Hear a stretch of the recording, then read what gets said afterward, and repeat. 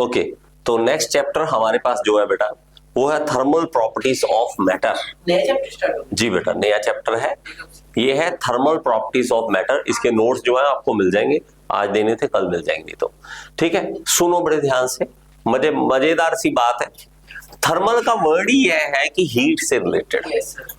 अब thermal properties of matter हमें जरूरत क्या है? जब तक जरूरत नहीं पता तब तक मजा आपको नहीं आएगा, ऐसे लगेगा कि ऐसे ही फालतू का वैसे पढ़ लिया और बाद में भूल गए। अभी सुनो बड़े ध्यान से, हर एक चीज दुनिया में हीट से जो भी इधर उधर गर्मी पैदा हो रही है उससे अफेक्ट होती है। आपने कभी देखा होगा कोई भी चीज गर्मियों में फैल जाती है टेम्परेचर के कारण, तो वो दूर जाती है, फैलती है, और सर्दियों में सिकुड़ जाती है। इवन हमारी बॉडी की बात कर लो, गर्मियों में ऐसे दिल करता है बस साइड हो जाओ सारे, फैल के बैठने का दिल करता है। सर्दी में दिल करता है बस ऐसे अकड़ जाए, सिकुड़ जाए, छोटे होने का ऐसे गए ही, ठंड लग रही है। ये हाल जो है सेम मटेरियल के साथ भी होता है। अब चाहे लोहा है, चाहे एल्यूमिनियम है, चाहे कॉपर है, कोई भी मटेरियल दुनिया में हर एक के ऊपर टेम्परेचर हीट का फर्क पड़ता है, क्योंकि सन हमारे पास बहुत बड़ा सोर्स है जहां से हीट एनर्जी हमें मिल रही है। पता नहीं कैसे परफेक्शन बनाई है, एग्जैक्ट किलोमीटर रखे हैं ताकि अगर थोड़े से किलोमीटर भी इधर कर दो ना, अभी आप सब फूक जाएंगे, हम यहाँ बैठे बैठे आग से जल जाएंगे, इतने के। अगर 100 किलोमीटर भी इधर कर दे तो गए हम तो सारे। तो वो वहां से हीट एनर्जी बहुत सारी हमें मिल रही है। अब इसका इफेक्ट क्या पड़ रहा है हमारी चीजों के ऊपर, उससे हमारी दिक्कत क्या क्या आ सकती है दुनिया में, वो सारे ना आए दिक्कत, उससे हमें बचने के लिए पहले ही हमें पढ़ना पड़ता है उसके मटेरियल के बारे में कि इसके ऊपर क्या क्या थर्मल इफेक्ट पड़ेंगे। थोड़ी सी समझ आई। अब एक बात है कि हमारे पास एक वर्ड है, हमारे पास हीट एनर्जी। जल्दी बैठो बेटा, जल्दी जल्दी बैठो, ठीक है, जल्दी जल्दी इधर देखो, ठीक है। देखो अब हमारे पास एक वर्ड है हीट एनर्जी। हमारा दिमाग कहता है यार एनर्जी एनर्जी एनर्जी, सारी दुनिया जब से मुझे लगता है 6th 7th में आते हैं एनर्जी के बारे में पढ़ते हैं। एनर्जी है, एनर्जी है, एनर्जी है, और सबसे खतरनाक बात है कि एनर्जी दिखती नहीं है। एनर्जी है लेकिन दिखती नहीं है। जैसे हम सारे कहते हैं कि परमात्मा है, आधे लोग कहते हैं नहीं है, आधे लोग कहते हैं। तो वो जो दिखता नहीं है लेकिन है, वही एनर्जी है। ये सारी एनर्जी चाहे दुनिया में कहीं भी, आपके अंदर, मेरे अंदर, हर चीज के अंदर एनर्जी है। उसके रूप अलग अलग है, बस रूप अलग अलग है। उसी में से एक रूप जो है वो हीट एनर्जी है। अब ये जो हीट एनर्जी है वो हमारे पास, अगर आप बात करोगे कि मॉलिक्यूल्स में किस तरह से होती है, क्या चीज होती है, सुनो एक बड़े ध्यान से। सबसे पहले हमें हीट के बारे में पढ़ना पड़ेगा कि हीट एनर्जी है क्या। पहली बात, ये दिखती नहीं है, दिखती नहीं है। जस्ट हमारे पास इसको समझने का तरीका क्या है कि अगर मान लीजिए एक लोहे का पीस लूं मैं और उसको आग में गर्म करूं, आग में गर्म को एक तरफ से लोहे को पकड़ लूं, थोड़ी देर में पता लगेगा हीट मेरे तक पहुंच चुकी है। ये हम फील कर पा रहे हैं, ना कि हम कभी भी उस ऐसे देख सकते हैं। ये रही हीट एनर्जी, दिखती नहीं है, एनर्जी कभी भी दिखती नहीं है। तो हीट एनर्जी, और दूसरा वर्ड आ जाता है हमारे पास एक टेम्परेचर, एक आ जाता है टेम्परेचर। दोनों में कोई दिमाग लगता है कि क्या डिफरेंस हो सकता है? टेम्परेचर और हीट एनर्जी में क्या डिफरेंस हो सकता है? कुछ है दिमाग में? ये सिर्फ आपका बेस तैयार कर रहा हूं, अभी चैप्टर शुरू नहीं हुआ, सिर्फ हाँ कि हमें पढ़ना क्या है। थोड़ा सा समझ आ रहा है क्या होता है हीट एनर्जी और टेम्परेचर में डिफरेंस? किसी को पता है?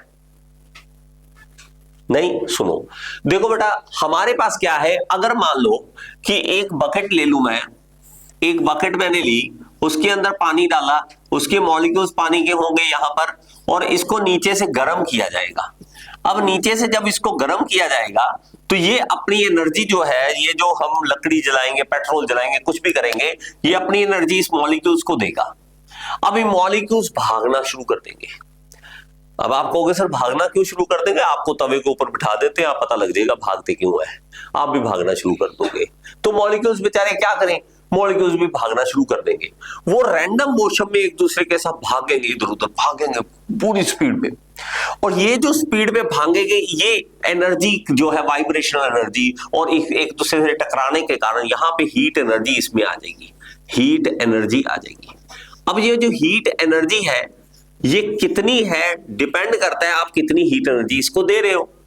जितनी ज्यादा हीट एनर्जी नीचे से दे रहे हो उतनी ज्यादा वो इकट्ठा कर रहा है, जेब भर रहा है, अपनी जेब भरता जा रहा है। एनर्जी जितना ज्यादा मास होगा उतनी ज्यादा उसके पास एनर्जी बढ़ती जाएगी। आप जितनी और देते जाओगे और ज्यादा एनर्जी, और ज्यादा उसके साथ साथ एनर्जी देते जाओगे, वो बढ़ती जाएगी एनर्जी। टेम्परेचर क्या है? टेम्परेचर अगर देखोगे इट्स जस्ट अ फीलिंग है कि हॉट है कोई चीज या कोल्ड है, बस फीलिंग है ये, और कुछ नहीं है। सच बताऊं तो हम अगर देखें तो हमारे दिमाग में हॉटनेस क्या है चीज की और कोल्डनेस क्या है, इसको डिफाइन करने के लिए हमें टेम्परेचर बताना पड़ता है।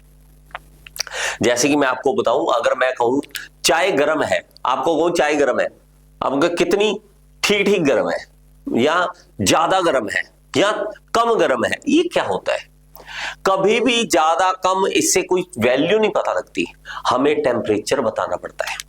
तो जब हम टेम्परेचर बताते हैं तो ये इसकी कंडीशन बता देता है कि इसके अंदर जो मॉलिक्यूल्स है कितनी वेलोसिटी के साथ रैंडम मोशन में है। तो इसकी एक एवरेज वेलोसिटी निकाल लेते हैं। एवरेज वेलोसिटी होती है कि इस टाइम मॉलिक्यूल्स कितने फास्ट भाग रहे हैं, किस तरह से है। जितना ज्यादा टेम्परेचर होगा उतने ज्यादा मॉलिक्यूल्स तेज भागेंगे।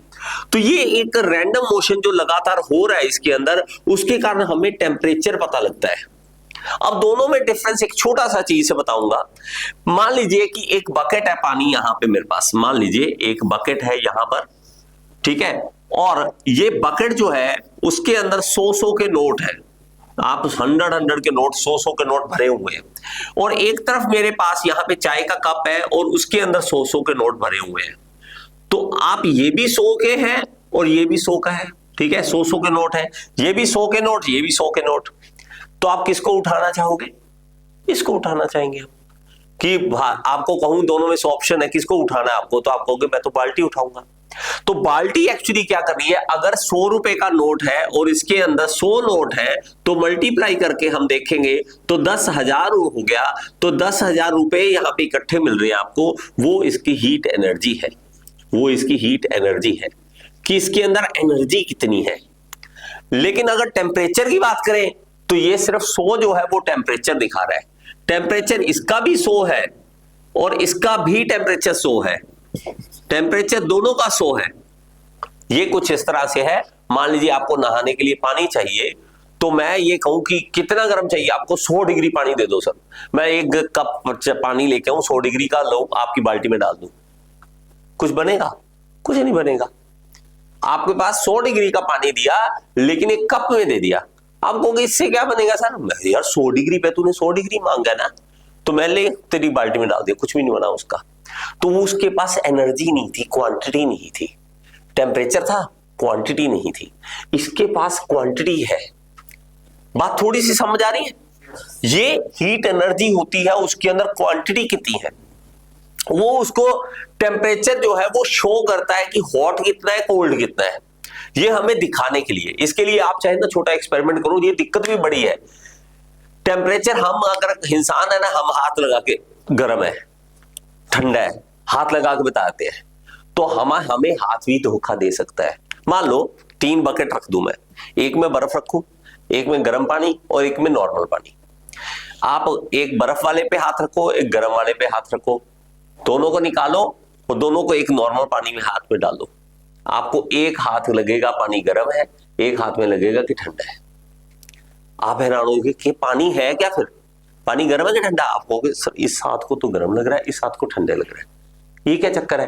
तो आप सिर्फ फीलिंग दे रहे हो, लेकिन एग्जैक्ट वैल्यू आप नहीं बता पा रहे।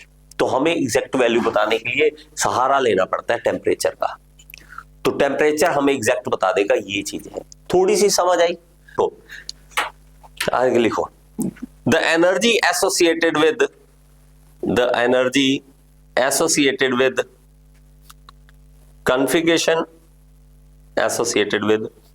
configuration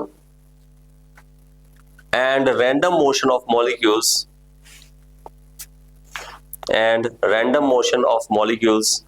in a body is called internal energy. Random motion of molecules in a body is called internal energy. बेटा होता क्या है, हम किसी भी बॉडी की बात कर रहे हैं, हर एक बॉडी के पास एक इंटरनल एनर्जी होती है। जैसे कि हम इवन कहें कि मैं अगर कहूं कि यार ऐसे करो, आज आपको खाना नहीं मिलेगा पूरा दिन, क्या आप मर जाओगे? नहीं, मरोगे नहीं, काम कर पाओगे, इधर उधर चल पाओगे। 2 दिन ना खाना है तो भी आप चल पाओगे, 3 दिन खाना ना मिले तो भी आप हल्का फुल्का हिल सकते हो, गिर जाओगे बेड पे, ये अलग बात है। लेकिन फिर भी आप काम कहां से कर रहे हो? आपके पास अंदर बॉडी के अंदर एक इंटरनल एनर्जी है जो आपको जिंदा रखी बैठी है, और आपको वही काम करने में इंटरनल एनर्जी हेल्प कर देती है। अब मेरे पास इसी तरह किसी भी मटेरियल के अंदर एक इंटरनल एनर्जी होती है। ये इंटरनल एनर्जी इसके अंदर जो होगी, वो इंटरनल एनर्जी दूसरे के पास भी कोई ना कोई इंटरनल एनर्जी होगी। अगर मैं कहूं कि इसके पास हायर टेम्परेचर पे है, कोई हीट एनर्जी है जो हायर टेम्परेचर पे है, इस पे लोअर टेम्परेचर पे है, और नेचर का एक रूल है, नेचर का रूल ये कहता है कि हमारे पास हीट एनर्जी जो है वो हायर टेम्परेचर से लोअर टेम्परेचर अपने आप जाती है, आपको कुछ भी करने की जरूरत नहीं है। तो हमारे पास the part of heat energy, the part of internal energy, the part of internal energy that transfer from high temperature to low temperature, high temperature to low temperature is called heat, वो part जो हम यहां से यहां transfer कर पाए। हमारे पास ये सच में होता है, चाहे कहीं भी दुनिया में हो आप, एक के पास एनर्जी ज्यादा है दूसरे के पास कम है, अपने आप ट्रांसफर हो जाती है। और ये जो है, ये हमें याद कर लेना इसको, the heat always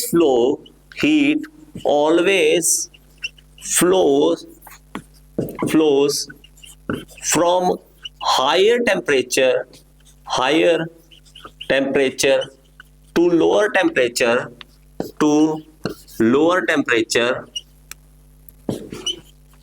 without any help, ठीक है, without any help, बिना किसी के मदद के, बिना किसी काम किए, अपने आप हाई टेम्परेचर से लो टेम्परेचर की हीट जो है वो चली जाती है। ये क्या है? ये एक यूनिवर्सल लॉ है, ये कानून है, प्रकृति का नियम है, लॉ ऑफ नेचर है। अब ये किसने बनाया मुझे नहीं पता, लेकिन हर एक चीज इसको लॉ को फॉलो कर रही है। आपको लगता हो चाहे लोहा, स्टील है, एल्युमिनियम है, दीवारें हैं, मिट्टी है, हवा है, पानी है, चाहे आप है, हमें लगता है कि हम कहा, हम थोड़ा ना लॉ फॉलो करते हैं, हम तो बाइक के पीछे ले जाते हैं, हम नहीं किसी कानून को मानते। आप एक ही कानून को तोड़ते हो, सिर्फ वो भी है ट्रैफिक के नियम, बस वो भी इंसानों द्वारा बनाए हैं इसलिए आप उनको तोड़ते हो। आप इस कानून को कभी तोड़ नहीं सकते हो, नेचर के बनाए हुए।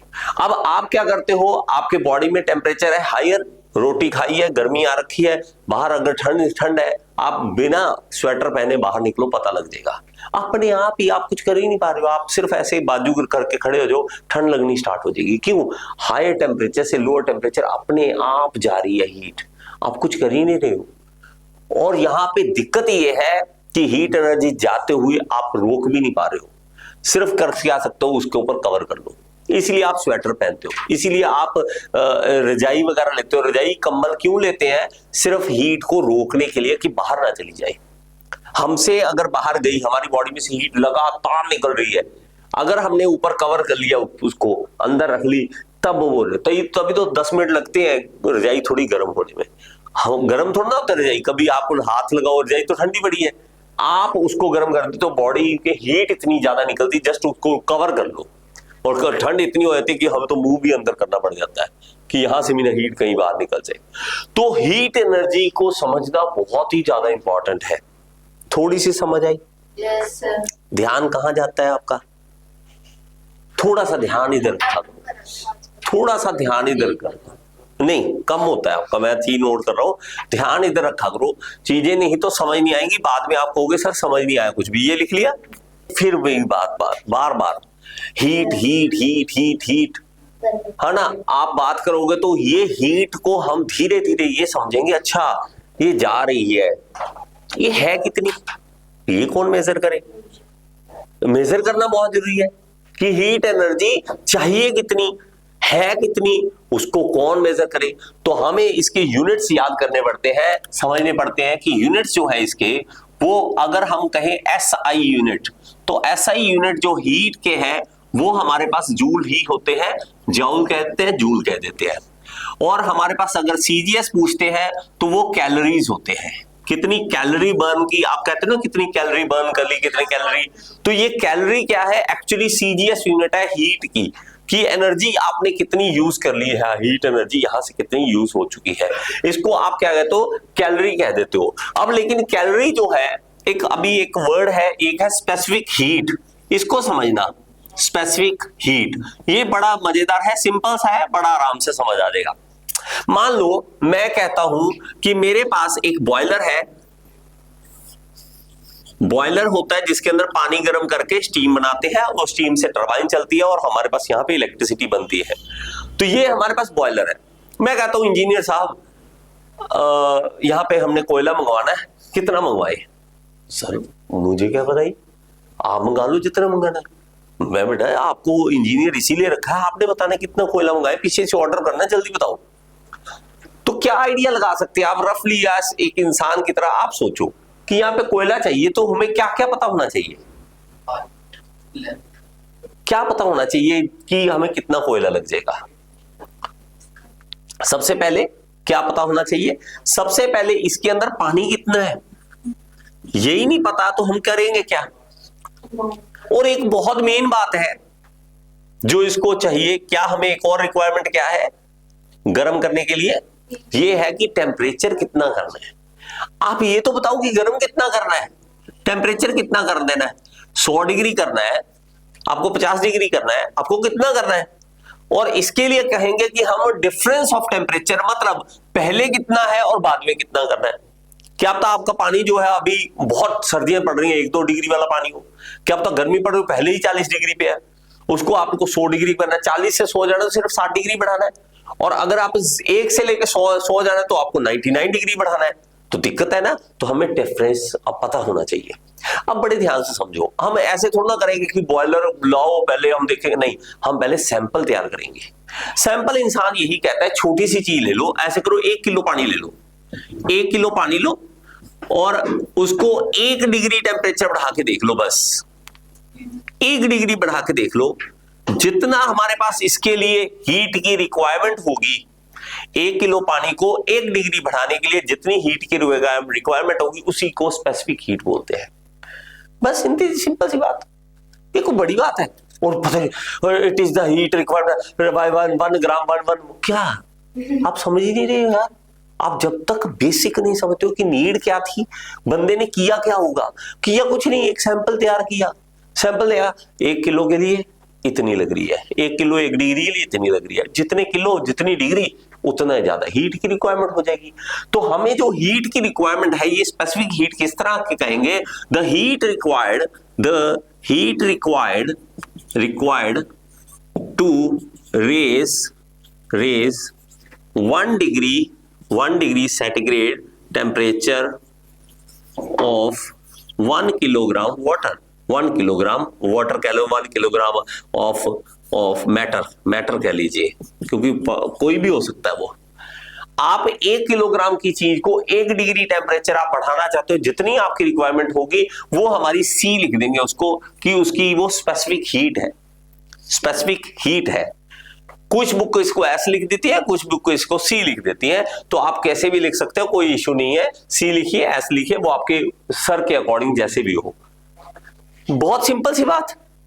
और इसको सच में मैं बताता हूं, बहुत सारे ऐसे स्टूडेंट हैं समझ नहीं पाते कि क्या कह रहा हुआ, और फिर मैं वही कहूंगा पर यूनिट की बातें आती रहेंगी दुनिया में। हाँ जी बेटा सुनो, हमें करना क्या है, हमें सैंपल तैयार करना होता है हर बार। जैसे सिंपल सी चाय की बात बताता हूं।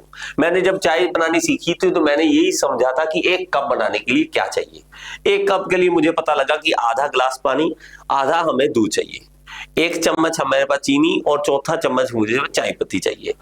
ये रिक्वायरमेंट है, बेसिक रिक्वायरमेंट है, ये मुझे समझ आ गई। 2 के लिए क्या करना पड़ेगा, डबल कर दो। 3 के लिए 3 गुना कर दो, 4 के लिए 4 गुना कर दो। इसने यही किया, 1 किलो का पानी लिया, उसको कहा था भाई 1 डिग्री बढ़ाने के लिए देख ले कितनी गैस लगेगी। उसने देख ली कि हमारे पास इतनी हीट की रिक्वायरमेंट है। उसके बाद उसने क्या करना है कि हमारे पास सी आ गया। मान लीजिए मैंने कह दिया कि 10 जूल की रिक्वायरमेंट है हीट की, और पर डिग्री केल्विन, पर डिग्री सेंटीग्रेड किलोग्राम के हिसाब से 1 किलोग्राम की चीज को 1 डिग्री बढ़ाने के लिए 10 जूल की रिक्वायरमेंट है। मैं कहूंगा ऐसे बताओ कि मास कितना है कितना आपके पास। कहेगा सर मेरे पास ना 100 किलो पानी है, 100 किलो से गुना कर दे, कोई बात नहीं। आपको अगर टेम्परेचर कितना बढ़ाना है, पहले तो ये तो 1 डिग्री बढ़ाने के लिए था, आप बताओ कितना टेम्परेचर बढ़ाना है। मैं कहूँ 99 डिग्री बढ़ाना है, तो ये 99 डिग्री से मल्टीप्लाई कर दो। तो 99 डिग्री से मल्टीप्लाई किया तो हमारे पास ये फॉर्मूला जो है Q का निकल आएगा। Q टोटल हीट हमें पता लग जाएगी कि MC डेल्टा T होती है। ये सारी दुनिया में यही चल रहा है। आप केमिस्ट्री में चले जाओ, बायो में चले जाओ, हर एक सैंपल लेके काम करके देखते हैं। और दुनिया में हमें फायदा ये मिलता है कि हर चीज सच में यही होती है, चाहे पूरी दुनिया में चले जाओ, फिक्स हो जाती है वैल्यू। अगर मैं कहूं कि मैं अगर एक पत्ता लूं, प्लांट पूरा है, उसका एक पत्ता का स्टडी करूं, टेंशन नहीं उसके पूरे प्लांट को स्टडी करने की, पत्ता बिहेवियर बता देगा। उसके बाद मैं कहूंगा नीम का पेड़ है, चाहे मैं इंडिया में उगा लूं उसके पास, चाहे यूएसए में उगा लूं, वही प्रॉपर्टी दे रहा है जो यहां दे रहा है, वो वहीं पे दे रहा है। इसलिए फायदा है हमें पढ़ने का, ये सैंपल लेके पढ़ने का। किसी चीज का सैंपल लो और टेंशन नहीं, उसके बाद बैठ जाओ। अब मैं कहूं कि दुनिया में लाल मिट्टी जो है, अगर कहीं पे लाल मिट्टी मिलेगी तो उसकी क्वालिटी ये होगी, उसके बाद काम खत्म, बदलती नहीं। और आज से नहीं, करोड़ों साल से वही चल रही है। बस एक इंसान है, इतनी खतरनाक चीज, ओहो, मतलब 1 मिनट में बदलता है। यहां से पैसे लेने किसी से, भाई चाहिए यार, बहुत बुरा हाल है, दे दे यार, दे दिया। एक बार पैसे ले लिए, उसके बाद तू मांग के दिखावा, क्या है, क्या पीछे पड़ा है, भाई पैसे वापस कर, क्यों, तू कौन है। तो 1 मिनट में नेचर बदलता है। ये जो मैटर है ना, ऐसी चीज है, ये नेचर नहीं बदलते अपनी। हर चीज में वैल्यू फिक्स है, हर चीज की वैल्यू फिक्स है। वहां पे फिक्स वैल्यू का फायदा हमें मिल रहा है, तो ये फिक्स वैल्यूज हमें फायदा दे रही है। ठीक है, ठीक है। अब स्पेसिफिक हीट ऑफ वाटर अगर बात करें तो ये 4186 जूल पर किलोग्राम पर डिग्री सेंटीग्रेड है, और ये फिक्स है। हमें फायदा मिलता है 1 किलो पानी 1 डिग्री बढ़ाने के लिए 4186 जूल चाहिए, ये सही वैल्यू है। और उसके बाद हम बैठ गए, अब पानी को बॉयल करना हमारे लिए टेंशन नहीं है। आप जितने डिग्री बढ़ाना है बढ़ाओ, जितने किलोग्राम है गुना कर दो, आपको टोटल पता लग जाएगा। लो जी, इतना कोयला हमें रिक्वायर्ड है। सिंपल सी बात, समझ आ गई? चलो अच्छी बात है, ये स्पेसिफिक हीट हो जाएगा। इससे आप स्पेसिफिक हीट को समझ आओगे। हीट की बातें बहुत सारी है, हीट बहुत सारे अलग अलग तरीके से समझ आएगी आपको। हीट के बारे में समझते रहो। अब देखो हीट जो है, हीट को और ज्यादा समझा दुनिया में लोगों ने कि पंगे लेने बैठा नहीं जाता हमसे टिक के। तो देखो यार, हीट में ऐसे करते हैं, एक थर्मोमीटर लेके आओ, पानी में लगाओ। और हमारी सबसे बड़ी दिक्कत है, ना तो हमने कोई एक्सपेरिमेंट किया और ना हम भी नहीं करवा पाते। मैं सोचता बहुत हूँ यहाँ पे चूल्हा रखूं आपके ऊपर, गर्म यहाँ रख के गर्म करके दिखाऊंगा, लेकिन उसमें टाइम इतना लग जाएगा कि आप बोर हो जाओगे और आप इतना हंसी मजाक कर लोगे, वहां पे वो टेम्परेचर नहीं देख पाओगे। अब हमें क्या है, आप क्या करो, इस तरह से एक बर्तन लो, घर पे करो, चाहे एक थर्मोमीटर लो और थर्मोमीटर को इसके अंदर डाल दो।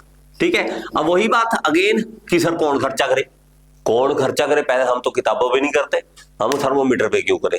थर्मोमीटर लाना पड़ेगा बेटा घर पे, अगर कुछ करना चाहते हो, अगर फीलिंग लेना चाहते हो। थर्मोमीटर ला के रखो और इसको पानी को करो गर्म।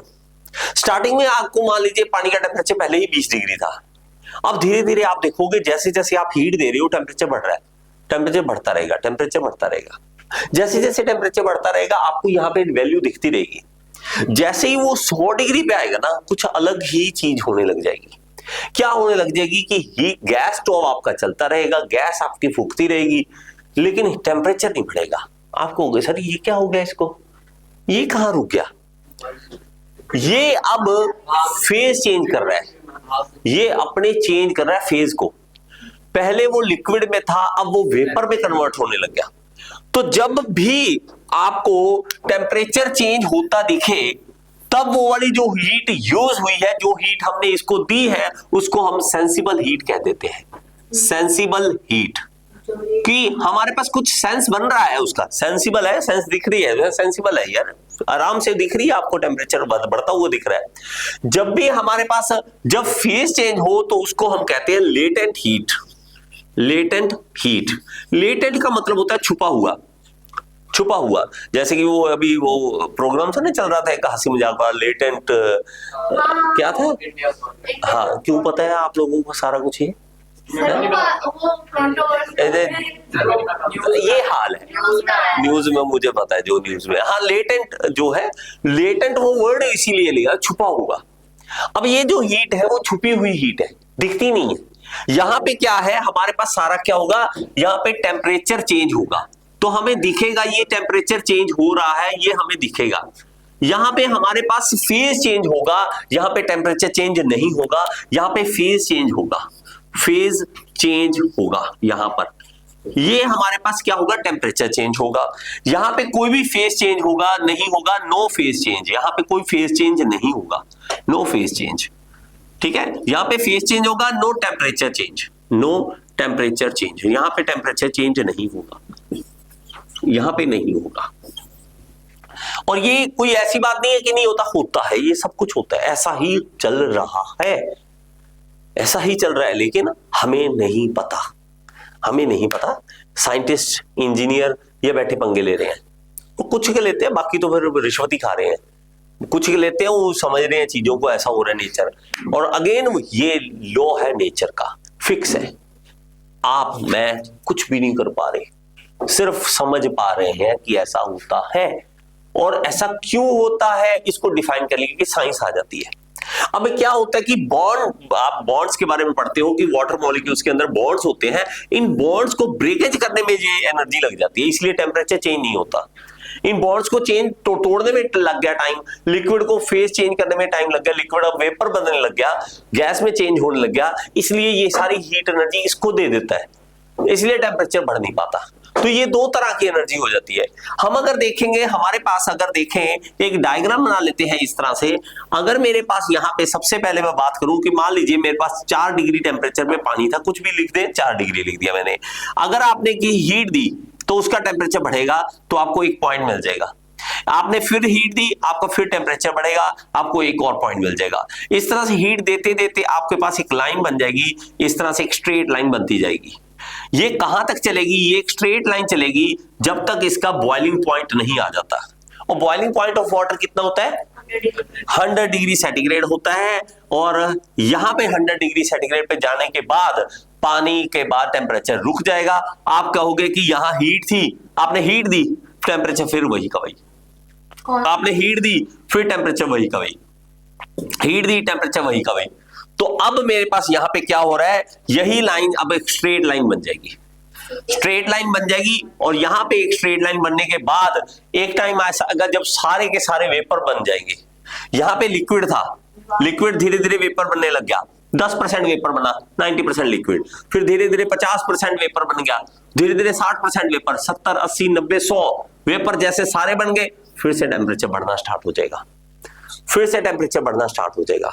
और यहां पे जो है लेटेंट हीट ऑफ वेपराइजेशन कहेंगे इसे, लेटेंट हीट ऑफ वेपराइजेशन कहेंगे इसे, वेपराइजेशन, ये लेटेंट हीट है। यहां पे ये जो हीट है इसको हम सेंसिबल हीट बोलेंगे कि ये सेंसिबल हीट है, ये सेंसिबल हीट है। और यहां पे जो बोलेंगे इसको भी सेंसिबल हीट बोलेंगे, ये भी सेंसिबल है। और ये वाली जो है वो लेटेंट हीट ऑफ वेपराइजेशन है। वेपर को बदलने में जो छुपी हुई हीट है वो ये वाली हीट है जो हमें दिखाई भी नहीं दे रही और लग रही है यहां पर, ये लग रही है यहां पर, लेकिन हमें दिखाई नहीं दे रही। हमारे पास अब बात होगी हीट के बारे में, हीट हीट हीट हीट। अब ये हीट जो है वो एक्चुअली क्या है, अंदर के मॉलिक्यूल्स इलेक्ट्रॉन्स ही सारे पंगे कर रहे हैं। हम फिर से इंसान किसी की छोड़ नहीं रहे भाई साहब, लो जी हीट एनर्जी उससे भी ट्रांसफर करा रहे हैं इलेक्ट्रॉन से। इलेक्ट्रॉन बेचारे क्या क्या कर रहे हैं, इलेक्ट्रिसिटी भी फ्लो करवा रहे हैं, हीट एनर्जी भी फ्लो करा रहे हैं। उनका बेचारे को कभी खाना मिलता है नहीं मिलता पता ही नहीं, क्या है कहां से एनर्जी आ रही है उसको किसी को कुछ नहीं पता। वो कहाँ रहते बेचारे, शेल में अंदर घूमते रहते हैं। केमिस्ट्री में पढ़ते होंगे, पहले वो एस शेल में है, पी शेल में कहीं घूम रहे हैं, उसको बोल दिया कि पहले एस शेल में कितने इलेक्ट्रॉन्स होते हैं, 2 होते हैं, फिक्स है। कोई पूछता नहीं जाके इलेक्ट्रॉन भाई आज हड़ताल है मुझे नहीं पता, मैं नहीं 2 नहीं मैं 3 शेल में, मैं तीसरे में आऊंगा मेरी मर्जी, क्या है मुझे तंग कर रखा नहीं। चुपचाप बेचारे घूम रहे हैं, एस में घूम रहे, पी में घूम रहे। तो इलेक्ट्रॉन्स को बेचारों को फंसा रखा है। अब हीट एनर्जी को भी इसी तरह वो ट्रांसफर करा रहे हो आप। ये 3 तरह के हम ट्रांसफर कराते हैं, एक होता है कंडक्शन, एक होता है कन्वेक्शन, एक होता है रेडिएशन। लेटर ऑन हम इसके बारे में भी पढ़ेंगे। अब हमें समझना क्या है, अब हमें समझना है टेम्परेचर के बारे में, कि टेम्परेचर हमने ये समझा कि है क्या। टेम्परेचर हम ये देखेंगे कि एवरेज वेलोसिटी है ये, कि कितने रैंडम मोशन कितनी वेलोसिटी से कर रहे हैं, तो एक एवरेज वेलोसिटी निकाल रहेंगे, उससे हमें पता लगेगा कि इसका टेम्परेचर कितना है। अब ये इंसानों ने क्या किया, जैसे मैंने आपको पहले बताया कि टेम्परेचर आप मेजर करते ही नहीं हो, आप सिर्फ ये देखते हो कि मरकरी जो है वो कितना कॉन्ट्रैक्ट कर रही है और कितना फैल रही है, बस आप सिर्फ इतना देखते हो। बस हमने ऊपर रीडिंग लिख दी। इसी तरह हमारे पास एक सेल्सियस भाई साहब आए, तो सेल्सियस भाई साहब ने ये काम किया सबसे पहले, ठीक है। वह तो सही बताऊं तो फारेनहाइट पहले आया था, फारेनहाइट, लेकिन आपको पता नहीं है इसलिए मैं बोल रहा हूं। तो फारेनहाइट भाई साहब पहले आए थे, सेल्सियस भाई साहब बाद में आए थे। इन्होंने क्या किया है, फारेनहाइट उधर सेल्सियस, इन्होंने एक ही काम किया, यहां पे एक कोई ट्यूब ली और उसके अंदर मरकरी डाल दी। अब इस मरकरी को इससे एक आगे बल्ब लगा दिया, ताकि आगे जाके इसको एक बर्फ के साथ अटैच किया। जब भी उसको टच किया तो यहां पे मरकरी सुंगड़ गई और यहां पे कॉन्ट्रैक्ट हो गई। और यहां पे इन्होंने क्या कहा, ये फारेनहाइट भाई साहब आए, तो फारेनहाइट भाई साहब ने क्या किया, यहां पे जो बर्फ ली एक्चुअली वो ली नमक वाली। पानी के अंदर अगर नमक डालोगे तो इसका फ्रीजिंग पॉइंट बदल जाता है, वो कम टेम्परेचर पे फ्रीज होता है। यहां पे उसने देखा तो वो -32 मतलब तो 32 कह दे तो सेल्सियस में कहे तो, और फारेनहाइट में कहे 32 फारेनहाइट, तो उसने जो मिनिमम टेम्परेचर देखा वो 32 फारेनहाइट देखा, और मैक्सिमम जो देखा जिस पे बॉइलिंग पॉइंट देखा, दो ही हमारे पास रेफरेंस होते हैं। एक होता है हमारे पास जो फ्रीजिंग पॉइंट ऑफ वाटर, एक होता है बॉइलिंग पॉइंट ऑफ वाटर। इन्होंने देखा कि यहाँ पे 212 पे जाके 212 फारेनहाइट पे ये पानी जो है वो बॉयल करना स्टार्ट कर गया। लेकिन ये पानी जो इसने लिया था एक्चुअली वो 0 फारेनहाइट जब आया था, एक्चुअली वो था फ्रीजिंग पॉइंट ऑफ वाटर था, लेकिन वहां पे NaCl नमक मिक्स था। तो यहाँ पे जो NaCl प्लस वाटर था, इसके कारण हमारे पास क्या हुआ था, ये 0 फारेनहाइट नीचे आया था इसका। ये जो 32 फारेनहाइट है एक्चुअली क्या है, ये फ्रीजिंग पॉइंट है लेकिन किसका, प्योर वाटर का है। इन्होंने प्योर वाटर नहीं लिया था, इन्होंने ये वाला लिया था NaCl और नमक वाला। अब सेल्सियस भाई साहब जो आए इन्होंने चेंज कर दिया, वो कहते हैं यार इतनी ज्यादा टेंशन लेने की बजाय हमें क्या करेंगे, प्योर वाटर पे ही कर लेते हैं। तो उन्होंने प्योर वाटर के साथ कांटेक्ट में लाए और यहाँ पे बर्फ थी और यहाँ पे देखा तो 0 डिग्री सेंटीग्रेड उसको बता दिया, और मैक्सिमम जो टेम्परेचर गया उसको उसने क्या कह दिया कि 100 डिग्री सेंटीग्रेड है। इन्होंने इसके पार्ट्स कर दिए, लो जी आपको हिस्से बना के दे दिए, लो जी अपना टेम्परेचर चेक कर लो। सिर्फ मरकरी क्या कर रही है बेचारी, आप खुद सोचो, मरकरी कभी फैल गई कभी बैठ गई, कभी ऐसे सुबह से ऐसा बेचारी। आप जब तक मटेरियल को बेचारा नहीं समझते आप हैरान हो जाओ, जब तक कोई फायदा नहीं है। अब आप खुद देखो ना मरकरी की क्या कंडीशन, जब से वो इस धरती पे आई होगी, पता नहीं कहां से आई कब आई मरकरी, जब से थर्मोमीटर डाला है सुबह से शाम, जब भी टेम्परेचर रखना है फैल गई। बाहर रखा फिर बेचारी फिर गर्म फिर ठंडी, ऐसे ही चल रहा है बेचारी के साथ, ऐसी सारी जिंदगी चलता रहेगा। तो ये हमारे पास मरकरी के साथ ऐसा होता रहता है। ये फारेनहाइट भाई साहब थे और ये सेल्सियस भाई साहब थे। अब सेल्सियस ने 100 टुकड़े किए थे, आपको मैंने बताया सेंटी था 10 की पावर -2, 100 हिस्से, इसलिए 100 हिस्से किए, इसलिए इसको सेंटीग्रेड बोला गया। एक्चुअली सेल्सियस बोलते हैं। अगर आप बोलोगे 90 डिग्री सेल्सियस तो ये सही है, लेकिन सेंटीग्रेड सिर्फ इसके लिए कि 100 टुकड़े किए हैं इसलिए इसको सेंटीग्रेड बोल देते हैं, और कोई कारण नहीं है। और कोई कहने वैसे सेल्सियस भाई साहब की इज्जत देने के लिए कि उन्होंने इतनी करा इसलिए सेल्सियस बोलते हैं उसको। एक तीसरा आ गया केल्विन। केल्विन भाई साहब ने बड़ा मस्त सा किया। एक चीज देखो, मैं अगर कहूं कि मेरे पास बर्फ पड़ रही है कहीं पे कनाडा वगैरह में, अमेरिका में, सॉरी कनाडा में कह लीजिए, रशिया में कह लीजिए, वहां पे बर्फ पड़ रही है, वहां पे कोई कहता है कि टेम्परेचर यहाँ पे -16 डिग्री सेंटीग्रेड है, कोई कहता है मेरे यहाँ पे -25 डिग्री है, कोई कहता है मेरा -50 डिग्री है। ओ ये केल्विन कहता है ये क्या खेल रहे हो, कभी माइनस कभी प्लस कभी माइनस। आप ये बताओ कि मिनिमम टेम्परेचर कितना हो सकता है। मिनिमम पे जाओ, मिनिमम पे जाओ, जितना आप मिनिमम पे जा सकते हो, कम से कम टेम्परेचर कर सकते हो कर लो, और आप ये देखोगे -273 डिग्री सेंटीग्रेड ऐसा टेम्परेचर है जहां पे जाके मॉलिक्यूल्स भी हिलने बंद हो जाते हैं। आप कहोगे सर मॉलिक्यूल कौन से हिलते हैं? हर एक मॉलिक्यूल, चाहे इस पेन का है, चाहे इस बोर्ड का है, चाहे का दीवार का है, चाहे मेरे, अभी भी रैंडम मोशन में है, लेकिन हमारी आंखें नहीं देख पा रही। अब ये जो मॉलिक्यूल्स लगातार हिल रहे, -200 डिग्री पे हिलते रहेंगे, हल्का सा हिलते रहेंगे, हिलते रहेंगे। अगर आप टेम्परेचर कम करते करते करते -273 पे आए, बंद, रुक जाते हैं। तो वो जो कहता है ऐसे और मिनिमम -273 डिग्री, कहता भाई तेरा माइनस ये है, पक्का इससे नीचे नहीं जा सकते, साइन कर दो, कर दिए, ये मेरा 0 है। जहां से तेरी सोच खत्म होती मेरी वहां शुरू होती है। जहां तूने कहा कि माइनस है, मेरा वो 0 है। तो वो आपने जाना था नीचे नीचे नीचे नीचे नीचे -273 डिग्री सेंटीग्रेड पे, वो कहता है ये मेरा 0 केल्विन है, काम खत्म। इसके बाद मतलब ये है कि केल्विन कभी नेगेटिव नहीं हो सकता। और दूसरा, कभी भी डिग्री में नहीं लिखते केल्विन को, सिर्फ केल्विन लिखते हैं। इसको डिग्री सेंटीग्रेड भी बोलते हैं, डिग्री फ़ारेनहाइट बोलेंगे, लेकिन इसको कभी केल्विन ही बोलते हैं, डिग्री नहीं बोलते। ठीक है, तो हम अगर इससे ऊपर जाएंगे और इससे ऊपर जाके यहां पे आएंगे, जब इसका 0 होगा तो ये हमारे पास आ जाएगा 273 केल्विन, और इसका यहां पे 100 है, तो इसका जब आएंगे यहां पे पहुंचेंगे तो 373 केल्विन बन जाएगा। तो केल्विन भाई साहब ने हमें एक परफेक्ट जो है एब्सोल्यूट टेम्परेचर के बारे में बताया। जैसे मैंने आपको एटमॉस्फेरिक प्रेशर का बताया था कि नकली 0 और असली 0 है, ये हमारी एक नकली 0 आई थी, इसने असली 0 दे दी। ले, इससे नीचे नहीं जा सकते, तो मतलब नहीं जा सकते, क्योंकि उसके बाद मॉलिक्यूलर मूवमेंट जो है वो सीज कर जाती है, कोई मॉलिक्यूलर मूवमेंट नहीं होती। तो ये हमारे पास 3 तरह के टेम्परेचर आ जाते हैं। अब बना तो उसने दिए, किसी ने अमेरिका में बिठाया, किसी ने जर्मनी में बैठ, किसी ने फंदा हमारे गले में डाल दिया। क्यों? क्योंकि भाई साहब आप डॉक्टर बनोगे, मुझे नहीं पता कौन से देश में जाके बनोगे, किसी को थोड़ा ना पता है। अब आप कहते हो कि टेम्परेचर किसी का, मैं छोटे होते एक बार सुना था, कहते हैं 102 डिग्री टेम्परेचर है। मेरा दिमाग है यार 102 डिग्री यार बहुत ज्यादा है यार, 100 डिग्री में तो पानी बॉयल कर जाता है, अगर इसके ऊपर है ना, तो वो फ़ारेनहाइट होता है, वो फ़ारेनहाइट है, ना कि वो डिग्री सेंटीग्रेड है। लेकिन हमें क्या पता था, हमें तो 100 डिग्री भाई गर्म होगा बहुत ज्यादा, नहीं बाद में पता लगा नहीं भाई साहब फ़ारेनहाइट है।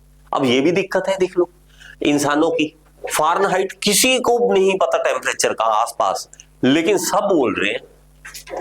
आप पूछो उसको कितना बुखार, कितना 100 डिग्री बुखार है, क्या डिग्री बोल, डिग्री क्या किसी को नहीं पता, वो फ़ारेनहाइट की बात करते हैं। अब लेकिन फंदा हमारे गले में डाला तो हमें इस फंदे को पकड़ना पड़ेगा, यार इसको सॉल्व कैसे करें, ये कैसे चलेगा काम, कि इसको कन्वर्जन, इसमें हमें क्या आ जाता है, मेनली कन्वर्जन की बात आ जाती है कि कन्वर्ट करो। अब बात आ जाती है कि कन्वर्जन करो, तो इसके लिए क्या करेंगे, हम कोई भी रीडिंग लेंगे, स्केल की रीडिंग जो भी है, स्केल की रीडिंग जो हुई है, और माइनस कर देंगे, उसमें से हमारे पास 2 टेम्परेचर है, एक है फ्रीजिंग पॉइंट और दूसरा है बॉइलिंग पॉइंट।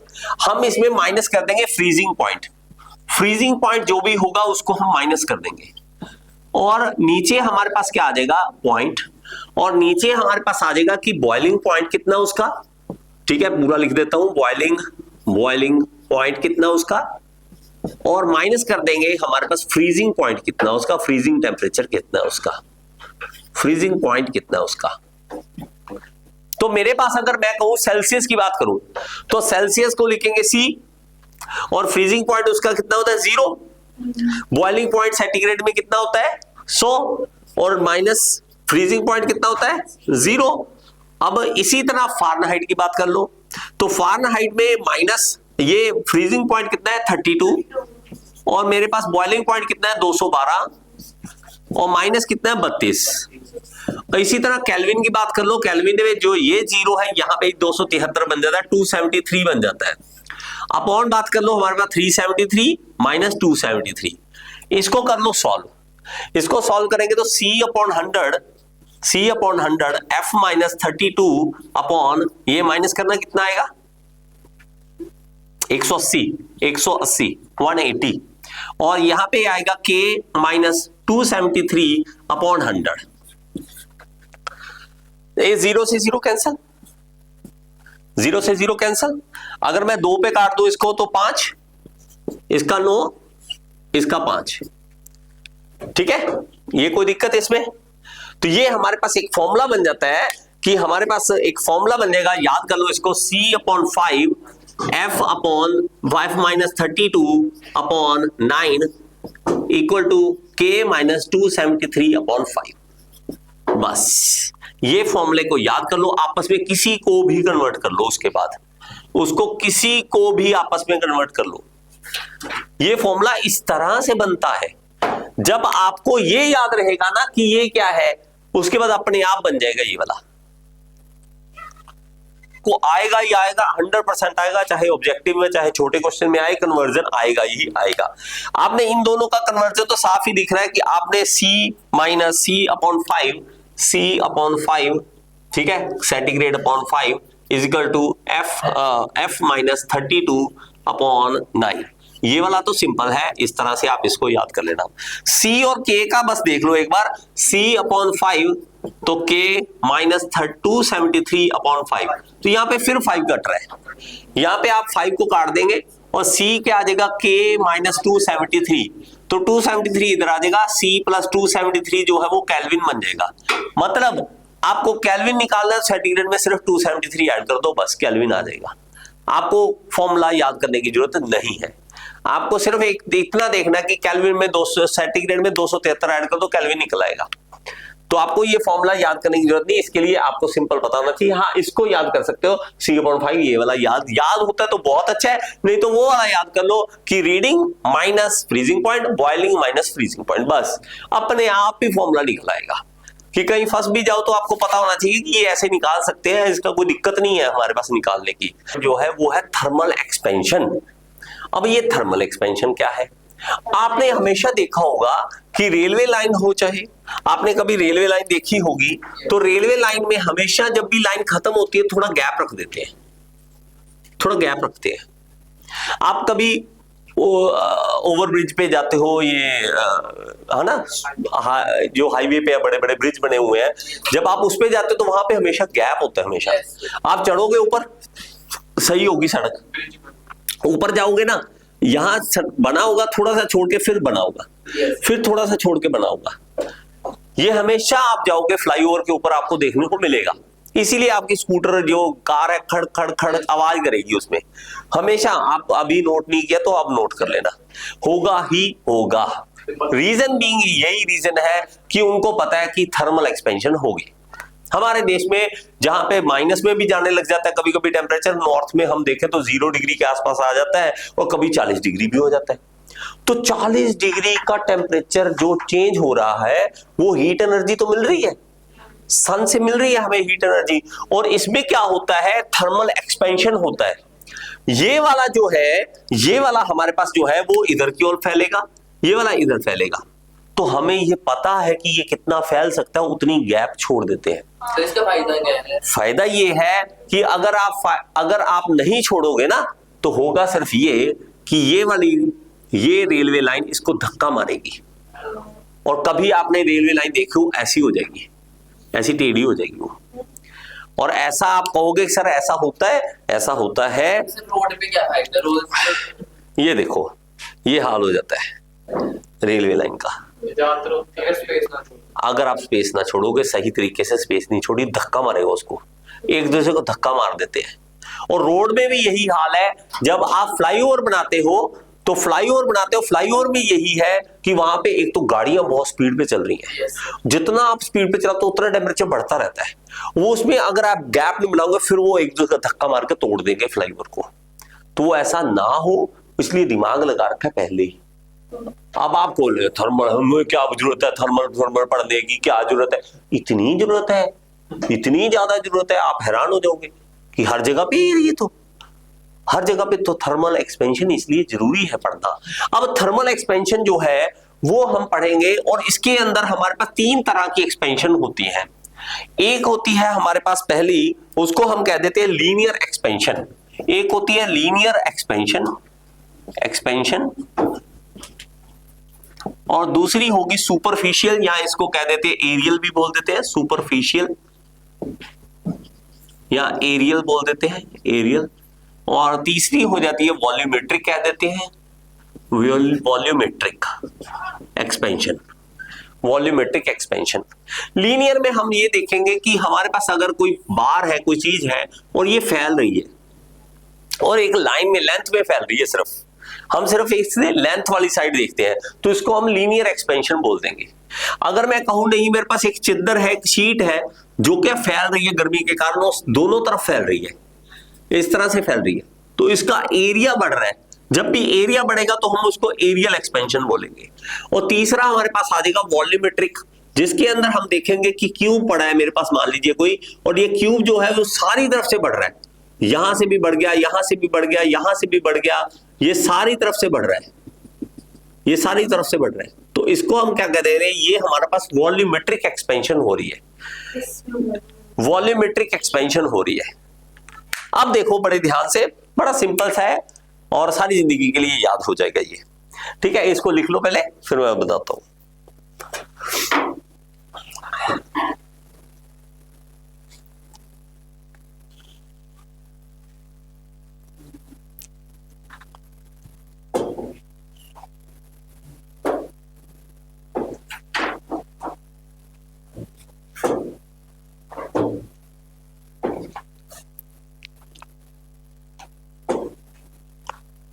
सच में आप अगर कहो जितने बड़े इंजीनियर को ले आओ, किसी को ले आओ, एक को कह दो कि हीट एनर्जी क्या है, बता देगा, लेकिन उसको को मुझे देखनी है, आप देख नहीं पाते हो। Energy energy energy energy energy, दिन रात आप एनर्जी पढ़ रहे हो, आप हैरान हो जाओगे, पागल है यार, हर जगह एनर्जी। इलेक्ट्रॉन्स के अंदर बॉन्ड वाली एनर्जी है, कभी कभी केमिकल के कारण है, कभी फिजिकल के कारण है, कभी कैसे है, कभी कैसे है, लेकिन एनर्जी ही है। कभी आप देखो, देख ही नहीं सकते, कभी नहीं देख, इम्पॉसिबल है एनर्जी, इम्पॉसिबल। और ये देखो ना, कहते हैं एनर्जी आप ना पैदा कर सकते ना खत्म कर सकते, बस आप कन्वर्जन कर पा रहे हो, कुछ भी नहीं कर पा रहे हो। इलेक्ट्रॉन्स के अंदर भी वो बाइंड करके बैठी है एनर्जी, और वो पूरे ब्रह्मांड को भी करके बैठी है। ग्रेविटेशनल भी वही है, पानी में भी वही है, तो उसको भगवान क्यों ना कहे। इसलिए मैं एनर्जी को भगवान बोलने लग गया। मुझे जैसे जैसे पागल हो गया, धीरे धीरे पढ़ते पढ़ते पता लगा कुछ है ही नहीं दुनिया में, सिर्फ एनर्जी है। मुझे लगता है कि आप सब इंसान हो, आपका ये नाम है, नाम नहीं, आप सिर्फ एक एनर्जी हो, आप सिर्फ एक एनर्जी हो और कुछ नहीं हो। क्योंकि आपको ही नहीं पता आप क्यों हो, आपको ये नहीं पता आप धरती पे क्यों हो। हाँ हो, रोटी कमानी है, इसके अलावा आपको कुछ नहीं पता। आप कैसे बड़े हो रहे हो, आप कैसे मरोगे, आपको किसी को कुछ नहीं पता। एनर्जी है। तो सुनो, अब मेरे पास क्या है, लीनियर एक्सपेंशन की बात करें तो मेरे पास अगर मैं कहूं कि इसका लेंथ चेंज हो रही है डेल्टा एल, इसकी लेंथ जो है डेल्टा एल चेंज हो रही है, वो डिपेंड करेगी कि इसकी ओरिजिनल लेंथ कितनी है, पहले ओरिजिनल लेंथ कितनी थी, और डिपेंड करेगी उसके अंदर टेम्परेचर का कितना चेंज आ रहा है, कि डेल्टा टी कितना है, टेम्परेचर का चेंज कितना है। ये दोनों डायरेक्टली प्रोपोर्शनल होंगे, दोनों चीजों पे ऊपर डिपेंड करेगा।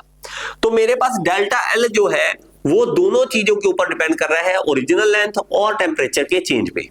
और जब हम इस डायरेक्टली प्रोपोर्शनल का साइन हटाते हैं तो एक कांस्टेंट आ जाता है जिसको हम अल्फा बोल देते हैं। मैं दूर करके लिख रहा हूं क्योंकि इसका और इसका कंफ्यूज हो जाओगे, ये डायरेक्टली प्रोपोर्शनल है, ये अल्फा है। ठीक है। अल्फा एल डेल्टा टी, ये हमारे पास एक डेल्टा एल का फॉर्मूला बन जाता है, इसको हमेशा के लिए दिमाग में बिठा लो, अल्फा एल डेल्टा टी। और ये अल्फा क्या है? अल्फा है हमारे पास coefficient of linear expansion, coefficient of linear expansion. ये अल्फा हमें ये दिखाता है कि ये कोएफिशिएंट ऑफ लीनियर एक्सपेंशन है, कोएफिशिएंट ऑफ लीनियर एक्सपेंशन है। सेम हमारे पास इसमें भी यही है कि हमारे पास जो इसका एरिया चेंज होगा वो डायरेक्टली प्रोपोर्शनल होगा कि उसका ओरिजिनल एरिया कितना है, उसका टेम्परेचर का चेंज कितना है, कि टेम्परेचर का चेंज कितना आ रहा है। तो हम देखेंगे कि डेल्टा ए जो है डायरेक्टली प्रोपोर्शनल एरिया और डेल्टा टी के, और ये हम देखेंगे तो डेल्टा ए जो है डायरेक्टली प्रोपोर्शनल का साइन हटा के यहाँ पे एक नया कोएफिशिएंट आएगा जिसको बीटा बोलेंगे, बीटा ए डेल्टा टी। तो ये बीटा जो है कोएफिशिएंट ऑफ एरियल एक्सपेंशन आ जाएगा, कोएफिशिएंट ऑफ एरियल एक्सपेंशन आ जाएगा, एरियल एक्सपेंशन आ जाएगा। और इसी तरह सेम हमारे पास वॉल्यूम का भी चेंज हम देखेंगे, वो भी हमारा ओरिजिनल वॉल्यूम, और हमारे पास सेम वैसे का वैसा हमारे पास टेम्परेचर के चेंज पे भी डिपेंड करेगा। तो हमारा ये दोनों मिलाएंगे तो हमारे पास डेल्टा टी, और ये हमारा डायरेक्टली प्रोपोर्शनल का साइन हटा के यहाँ पे गामा आ जाएगा, गामा वी डेल्टा टी। और ये जो गामा है वो हमारे पास आएगा coefficient of volumetric expansion, coefficient of volumetric expansion. हमने इतने सारे कोएफिशिएंट लिखे हैं, तीनों का मतलब ये है बेटा कि हम अगर देखेंगे कि हमारे पास लीनियर जब एक्सपैंड करेगा तो मटेरियल का अल्फा फिक्स है, एल्यूमिनियम है। एल्यूमिनियम का मान लीजिए कि 5 कोई वैल्यू है, वो 5 वैल्यू फिक्स आ गई, तो ये फिक्स वैल्यू हमारे पास लीनियरली अगर एक्सपैंड करेगा तो ये फिक्स वैल्यू हमें मिल गई कि एल्यूमिनियम का अल्फा कितना है, वो फिक्स है। आप मजा आ जाएगा, आपके लिए छोटा सा होमवर्क है कि मैं लिख देता हूं किस किस का, आपको एल्यूमिनियम, आयरन, कॉपर, इस तीनों का अल्फा, बीटा और गामा, ये तीनों पता करने हैं। वो कैसे पता? गूगल, आपके पास तो ऐश है बेटा, आपके पास तो नजारे हैं, आपके पास तो एआई है। हमें अगर कुछ टाइम में बोलते, जब हमारे पास मोबाइल नहीं थे, हमें बुक लाइब्रेरी जाना पड़ता था, और लाइब्रेरी में पता नहीं कौन सी बुक में कौन से पेज पे है पता ही नहीं था, और हम पागलों की तरह लगे रहते, सर ने काम दे दिया ढूंढ के लेके आओ। हम लाइब्रेरी में लगे हुए, एक दिन हो गया पूरा बिल ही नहीं था, सारा हक थक कर गया, सर हमें नहीं पता। अब आप बोलो अल्फा बताओ लो। अरे तीनों की वैल्यू अल्फा एल्यूमिनियम का, अल्फा आयरन का, अल्फा कॉपर का, बीटा और गामा भी। और इससे आपको ये पता लगा कि ये फिक्स वैल्यू है, एल्यूमिनियम की भी फिक्स है, इसकी भी फिक्स है, ये भी फिक्स है। अगर किसी और चीज के लिए एल्यूमिनियम आयरन कॉपर डालने से गोल्ड से जिसकी मर्जी ले लो, दुनिया में फिक्स है। यही तो मजेदार चीजें हैं, जो भी कांस्टेंट आपको दुनिया में बताए जाते हैं ना, वो कांस्टेंट का मतलब ही यही है कि वो कांस्टेंट है। और इसके बाद आपके नजारे बन जाते कि इसके बाद टेंशन नहीं है, मुझे ये फिक्स वैल्यू हमें मिल चुकी है। ठीक है, समझ आया?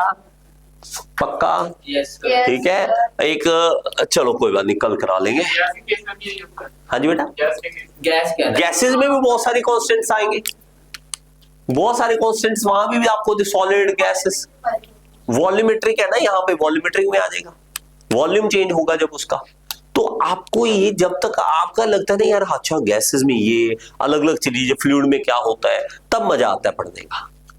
ये तो बाकी तो टाइम पास ही कर रहे हो दुनिया में, आप कुछ नहीं कर रहे हो।